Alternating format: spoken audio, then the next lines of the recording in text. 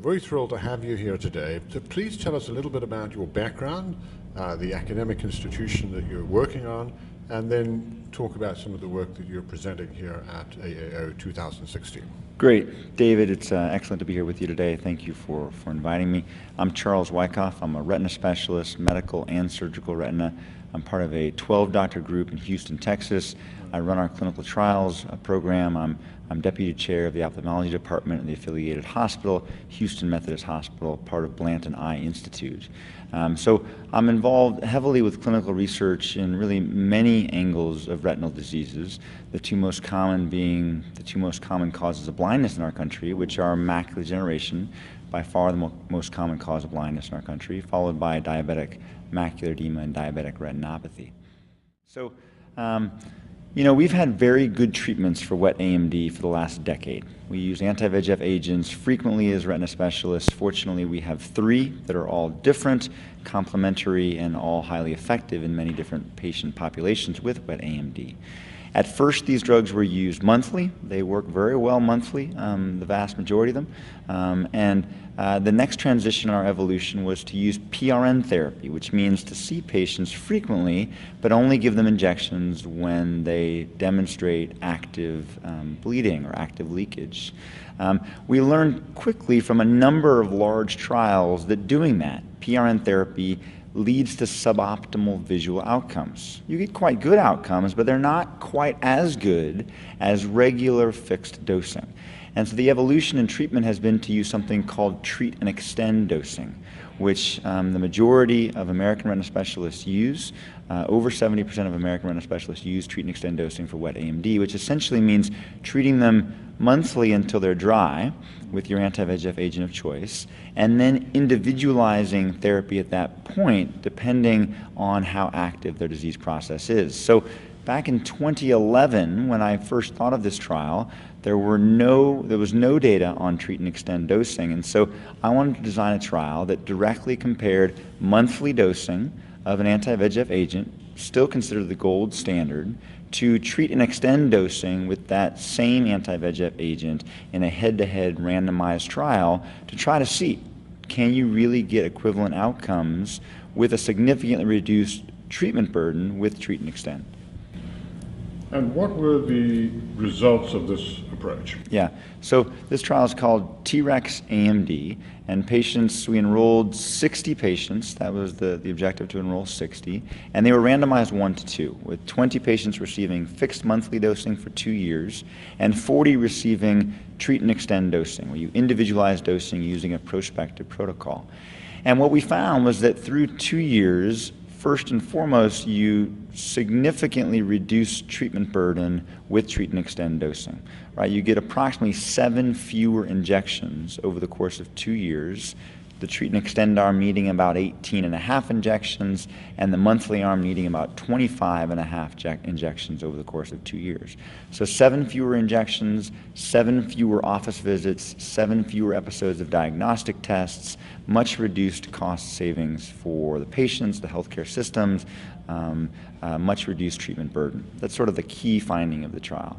But secondly, and nearly as important, is that the outcomes were very similar between the 2 arms, right? It's one thing to save on a treatment burden, but have worse outcomes. And fortunately, we saw that both anatomically and visually, these arms were similar. Was there a difference in the incidence of macular atrophy? So there are 2 ways that AMD patients lose vision typically. They either bleed and develop fibrosis and scarring, or they develop atrophy, which is where the retina essentially dies away and thins out, at least the outer retinal layers. And there's a complex interaction that we don't fully understand yet as a field between macular atrophy and wet AMD. So we know that there's 2 distinct diseases that you can develop de novo, the wet, the atrophic form, but it's still an open box as to what happens in an eye with wet AMD who develops subsequent macular atrophy. Is that due to CNVM regression? Is that due to the natural disease progression developing geographic atrophy? That data is unclear. In our analyses, there were similar rates of atrophy development in the 2 arms. one of the major limitations of this study is the size. So 60 patients is a reasonable size trial, but it's relatively small. That's the major limitation. Was there an association between the use of the anti-VEGF agents and rates of atrophy? Yeah. So in this trial, we only studied ranibizumab. This was a ranibizumab-directed trial. Ranibizumab, known commercially as Lucentis, was given either monthly in one arm or treat and extend. So from this data set, we have no way of comparing the different drugs. Hypothetically, I don't see a reason why there should be a difference in the rate of macular atrophy development with any of the different drugs. What are the next steps for this particular line of research for you? Yeah. So wet AMD, unfortunately, is a chronic disease. We have no cure for wet AMD. I use the analogy of blood pressure control with my patients regularly. You know, the medications we have for blood pressure control work. They work well. But if you stop taking them, many times your blood pressure will get high again and will not be well controlled. Unfortunately, for about 90% of wet AMD patients, that same logic holds. We can control this disease well. We know how to treat the wet bleeding part well if they're followed closely. The challenge becomes that these drugs are not a cure. And so we need ways to minimize treatment burden. That's what treat and extend does very effectively. But then looking at the broader horizon, we need ways to further decrease treatment burden. So we need sustained delivery devices, we need new targets, new pharmacologics that allow longer acting anti-VEGF therapy, we need other molecules in the pathway of choroidal neovascularization to be used in the clinic to minimize ongoing treatment burden. When you look at the landscape of emerging alternative approaches, which of these do you believe hold the greatest promise at this time? Fortunately, there are many ongoing approaches to this problem because it's impossible to have a crystal ball and predict. I think that there's two very promising angles on the 2 to 5 year clinically ready time frame. One are slow release or extended release devices that use the same medications that we're already familiar with. There's a phase 2 trial in progress called Bladder, which uses ranibizumab, a very concentrated dose of ranibizumab put in a slow release device that's surgically implanted. It's very promising for patients to decrease the number of shots they would need. The other angle is, of course, developing new pharmacologics that block alternative pathways. The one that's most promising to me is blocking Ang2. So angiopoietin 2 is a vascularly active cytokine that leads to essentially potentiation of the effect of the VEGF-driven vascular leakage. And so preclinical and phase 1 data with Ang2 blockade in synergy with VEGF blockade appears to lead to optimal outcomes, even better outcomes than VEGF blockade alone, and a decreased treatment burden. So phase 2 trials in wet AMD are active, and hopefully we'll see a positive result there and be able to move on to phase 3. Looking at this particular cytokine, what are the key biomarkers for both diagnosis and tracking of its activity? That's another major limitation of wet AMD, is that we know that these cytokines are elevated on average in people's eyes with wet AMD, but on an individual basis, when I'm looking at Ms. Jones in the clinic, we have no clinically useful way of measuring their VEGF level or their Ang2 level or their PDGF level and using that to dictate treatment. The really only biomarker, so to speak, that we are able to use currently clinically are anatomic and physiologic findings, which are either OCT or angiography. Clearly, the development of reliable biomarkers is a major thrust across the entire spectrum of clinical medicine today. Is the challenge the bioavailability of biomarkers in the systemic circulation versus the ocular circulation? Is it accessibility for sampling? What is the rate-limiting step in developing and determining and measuring biomarkers of interest? I think the challenge there is that it takes an invasive procedure to obtain levels of aqueous humor or vitreous fluid levels of these growth factors. And practically, I don't see that being valuable at this time with our current medication spectrum.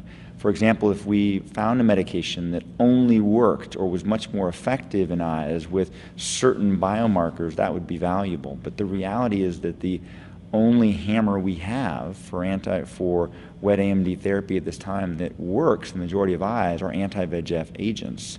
And so if we have an eye with wet AMD, that's what they're going to get. And we can discuss the benefits of the different anti-VEGF agents, but when they're going to get an anti-VEGF agent, there's really no clinical value at this time to withdrawing a sample in the eye and measuring, for example, their VEGF load.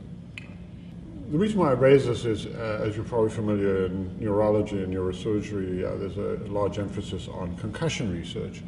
And we've been able to detect in the circulation very, very small quantities of proteins that are released in the CSF, but that make their way across the blood-brain barrier into the systemic circulation and appear to be of diagnostic and prognostic value for concussion. Is there a potential role for the study of very small quantities of systemic biomarkers that can correlate with activity in the aqueous humor? Yeah, it's a fascinating comparison you bring up, and I think there's a lot of similarity between neurologic diseases and ophthalmic diseases, especially retinal diseases. I think the major benefit, if you will, that retinal diseases have over neurologic diseases is that we can directly see the retina. You got to look through bone to see the brain, which is not easy to do, but in the eyes we have a non-invasive light-based test that literally takes seconds to get micrometer, micron level detection of fluid. So we have very, very sensitive diagnostic modalities that are non-invasive. And so for the foreseeable future, I think that's what we're going to use. I don't think we'll be doing blood samples anytime soon. Tell us a little bit about some of the other research that you're doing in your field. Yeah, so wet AMD is a major focus of what I'm working on. Dry AMD and diabetic retinopathy and all of the flavors of diabetic retinopathy are equally important to me. A really exciting part of the diabetic retinopathy story to me right now is the effect of these anti-VEGF agents on the vascular bed itself. So to broaden that for a second, we know that the way that diabetes impacts many of the organ systems in our body is by damaging the small blood vessels and leading to pericyte loss and capillary closure and progressive ischemia in these organs. And the eyes, again, one of the values of the eyes is that you can see the retina directly. So we can measure the health of the vascular bed readily with angiography, whether it's invasive angiography with fluorescein or whether it's light-based angiography with OCT-based angiography.